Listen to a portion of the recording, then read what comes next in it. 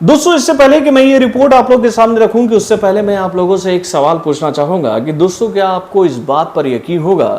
कि भाई एक सुपरस्टार के घर में एसी ठीक करने जाने वाला एक इलेक्ट्रिशियन आगे चलकर बॉलीवुड का सुपरस्टार बन गया? आपको इस बात पर यकीन होगा? भाई पहले मुझे भी नहीं हो रहा था जब मैं इस खबर की हेडलाइन को पढ़ रहा था, लेकिन जब मैंने इस खबर की अंतर आत्मा की आवाज को सुना, इस खबर को जब मैंने पूरी तरह से पढ़ा, तो मैं तो पूरी तरह से शॉक्ड हो गया कि भाई एक हुनरमंद इंसान ही एक सही हीरे की परख कर सकता है, वही ये बात समझ सकता है कि ये हीरा कितना आगे जा सकता है। तो भाई कौन थे वो सुपरस्टार जिनके घर का एसी खराब हुआ था, जिसे ठीक करने पहुंचे थे इलेक्ट्रिशियन के रूप में बॉलीवुड के उभरने वाले नए सुपरस्टार? चलिए मैं आपको बताता हूं इस छोटे से रिपोर्ट के माध्यम से। हेलो फ्रेंड्स, मैं हूं नरेंद्र और मैं आपका एक बार फिर से स्वागत करता हूं हमारे चैनल यानी कि वायरल न्यूज जंक्शन में। तो दोस्तों, कहानी बॉलीवुड के ऐसे दो लेजेंड कलाकारों की है जो कि भैया अब हमारे बीच नहीं है, यानी भैया इन दोनों का इंतकाल हो चुका है, देहांत हो चुका है। ये दोनों भगवान को प्यारे हो चुके हैं। मैं बात कर रहा हूं बॉलीवुड के इस सदी के पहले सुपरस्टार यानी कि काका राजेश खन्ना की, और उसके साथ मैं बात कर रहा हूं बॉलीवुड के टैलेंटेड लेजेंड कलाकार यानी कि भैया इरफान खान साहब के बारे में। दोस्तों, इरफान खान को लेकर आज मैं जब ये स्टोरी पढ़ रहा था, तो इस खबर को पढ़ने के बाद, स्टोरी को पढ़ने के बाद मैंने यही बात सोची कि एक सफल इंसान बनने के लिए आपको किन किन रास्तों से गुजरना पड़ सकता है, आप इस बात की कल्पना कभी नहीं कर सकते हैं। देखिए, जब इरफान खान साहब दिल्ली में नेशनल स्कूल ड्रामा में भाई जब अपना अभिनय का जादू बिखेरते थे ना, तो उनके प्लेस को देखकर लोग ये बात कहते थे कि जिस दिन ये बंदा बॉलीवुड पहुंचेगा, जिस दिन ये बंदा अपने अभिनय का जादू बॉलीवुड के मेकरों को दिखाएगा, दुनिया को दिखाएगा, तो उस दिन दुनिया यही बात कहेगी कि भाई वाकई में इरफान खान जैसा बेहतरीन कलाकार आज तक हम लोगों ने नहीं देखी। लेकिन भाई इस बेहतरीन कलाकार को बॉलीवुड में अपने पैर को जमाने के लिए काफी एड़ी घिसना पड़ा मेरे भाई। यानी कि भैया उनको बॉलीवुड में प्रतिभा होने के बावजूद भी काम बहुत आसानी से नहीं मिला, लेकिन उनको जब काम मिला तो उन्होंने अपने प्रतिभा का ऐसा प्रदर्शन किया कि भैया उसको देखकर लोग केवल एक ही बात बोले, वाह वाह वाह, मजा आ गया इरफान खान। दोस्तों, आप लोगों को दूरदर्शन पर आने वाला एक बेहतरीन सीरियल यानी कि चंद्रकांता याद होगा, जिसमें दो किरदार उस वक्त काफी फेमस थे। एक थे यकू अखिलेश मिश्रा और दूसरे थे बद्रीनाथ के रूप में इरफान खान। भाई बद्रीनाथ के किरदार को इरफान खान ने इतनी बेहतरीन तरीके से निभाया था कि उस किरदार को देखकर लोग ये बात कहते थे कि भाई ये बंदा लंबी रेस का घोड़ा है। बद्रीनाथ जैसे किरदार को निभाने के बाद इरफान खान को भैया बॉलीवुड के मार्केट में लोग पहचानने तो लगे थे, लेकिन उनको काम इतनी आसानी से उस वक्त भी नहीं मिला। भैया एक अच्छी फिल्म की तलाश में इरफान खान को काफी लंबे वक्त तक भटकना पड़ा और उनकी तलाश आकर खत्म हुई सलाम बॉम्बे पर। इस फिल्म में भैया इरफान खान ने जब अपने अभिनय का जादू दिखाया, तो भैया उसके बाद से ही बॉलीवुड के कई सारे बड़े बड़े मेकर इस बात को लेकर अचंभित हो गए कि भैया ये बेहतरीन कलाकार हमारी निगाहों से अब तक बचा क्यों था। और उसके बाद से इरफान खान ने बॉलीवुड के मार्केट में ऐसी रेस लगाई कि भैया इस रेस में उनके सामने कोई भी आने से कतराता था। इवन एक बार शाहरुख खान ने भी इरफान खान को लेकर यह बात कही थी कि वो इरफान खान की काफी प्रशंसा करते हैं, वो उनका काफी सम्मान करते हैं और वो ये बात मानते हैं कि इरफान खान जैसा बेहतरीन कलाकार बॉलीवुड में इस वक्त कोई दूसरा है नहीं। यानी कि जो किरदार इरफान खान निभा सकते हैं, उस किरदार को इरफान खान की तरह निभा पाना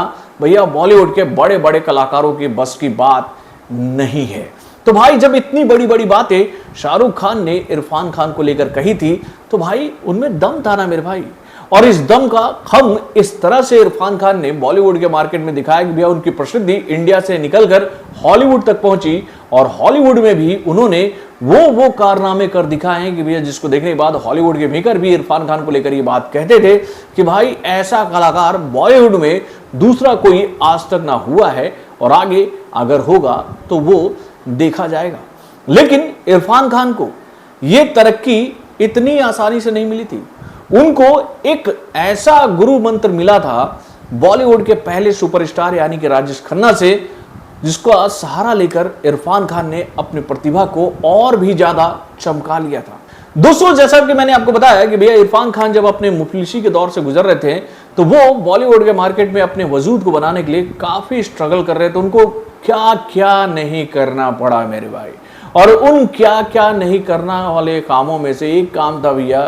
एसी ठीक करने वाला इलेक्ट्रीशियन। एक बार इरफान खान जिस दुकान में काम करते थे, मतलब जिस ऑनर के अंदर में काम करते थे एसी को ठीक करने का, उस ऑनर को जब ये खबर मिली कि भैया राजेश खन्ना साहब के घर का जो एसी है वो खराब हो गया है, उसे बनाने के लिए किसी टेक्नीशियन को भेजना है, तो भाई इरफान खान ने अपने उस मालिक से इस बात की गुहार लगाई, उनसे ये रिक्वेस्ट की कि भाई देखिए ये काम आपके पास आया है और आप तो जानते ही हो कि मैं एक एक्टर हूं और मैं भी बॉलीवुड के मार्केट में कुछ नाम कमाना चाहता हूं। आज ये मौका हम लोगों को मिला है कि राजेश खन्ना साहब के घर का एसी खराब हुआ है और मैं उनको सामने से देखना चाहता हूं और ये बात समझना चाहता हूं कि भैया उनमें ऐसी क्या खास बात थी कि वो बॉलीवुड के पहले सुपरस्टार बने।